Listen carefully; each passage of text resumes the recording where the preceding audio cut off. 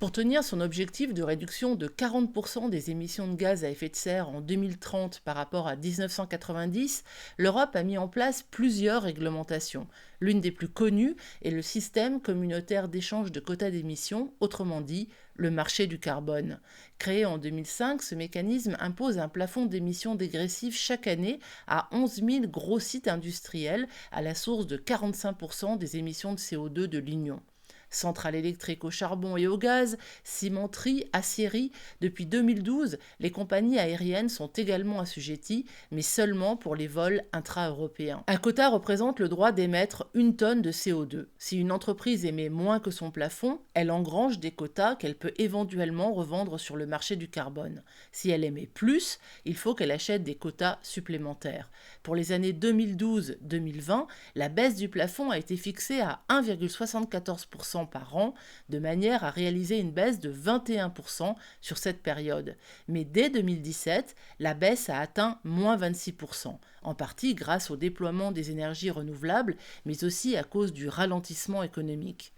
L'objectif est donc dépassé, tant mieux, mais le problème c'est qu'il y a du coup sur le marché beaucoup trop de quotas inutilisés, 1650 millions en 2018, l'équivalent d'une année d'émissions de gaz à effet de serre. Ces surplus font chuter les prix. Or quand les prix sont faibles et qu'il n'est pas coûteux d'acquérir des droits à émettre du CO2, les entreprises ne sont pas incitées à investir pour réduire leurs émissions. Depuis 2013, des mesures ont été prises pour faire baisser ces excédents. Les entreprises européennes ne peuvent plus obtenir de crédit carbone quand elles réduisent leurs émissions dans d'autres pays. Ensuite, l'allocation des crédits carbone, jusque-là principalement gratuite, s'est faite de plus en plus aux enchères, ce qui a d'autres effets positifs. Comme les États membres doivent affecter au moins la moitié des revenus des enchères au climat et à l'énergie, les sommes allouées à la transition énergétique sont passées de 5,5 milliards d'euros en 2017 à 14,2 milliards en 2018. Enfin, pour réduire l'excédent de quotas en circulation, les États européens ont accepté d'en retirer une partie du marché en mettant en place le mécanisme de réserve de stabilité de marché.